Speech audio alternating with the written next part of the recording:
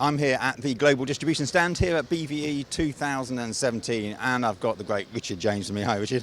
Hi, how are you? I'm not too bad, mate. Good, good. Now we're going to talk about, you've got lots of products on your stand this year, but we're going to focus on this, which is the Atomos Shogun Inferno. Yes. Tell us a bit about this beauty.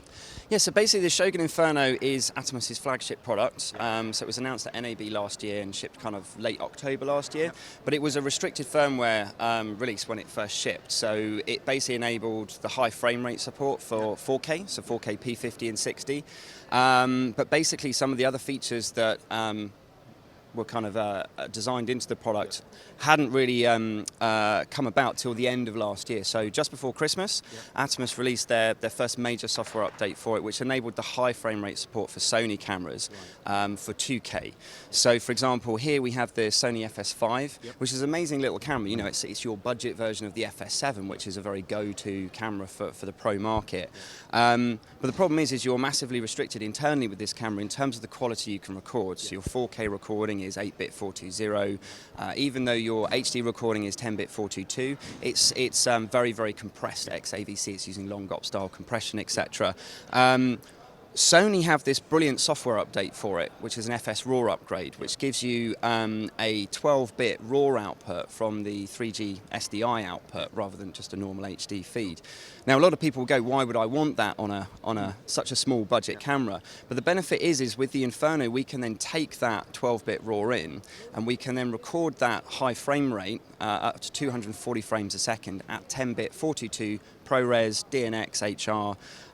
So it's basically giving you a very, very good high-speed recording device. Likewise with the 4K, we can do up to a P50, P60, and there should be an update soon coming where we'll then support the burst rate in 4K as well.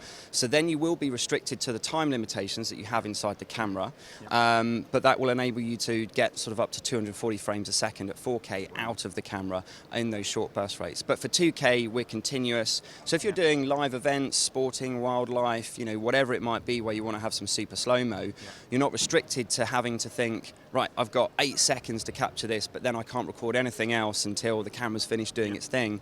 With this, we can just record 240 frames a second continuously for an hour or however long you want, and basically we're limited just by the capacity of the media, and that's it. So it's a really empowering tool for users. So the Shogun Inferno also has a great application for other higher frame rate cameras now. So things like the GH5, which we have next to us here, obviously an incredibly highly anticipated camera, shipping fairly soon. You know, GH5, again, lots of nice upgrades from the GH4. But when you're looking at things like 4K P50, P60 recording, it's 8-bit 420, you've got this big reduction. And again, you're using codecs inside, which really aren't ideal for post. So the Shogun Inferno, we can take a 4K P50 60 feed straight out of the camera and record that as a 10-bit 422 Apple ProRes or DNX HR codec. So we also then give you the SDI output and conversion functionality in there as well. So if you want to go off and down convert that to an HD monitor for a producer director, we can do all of that inside the unit as well. So. An amazing device, and of course has all the HDR functions in there as well as all the other.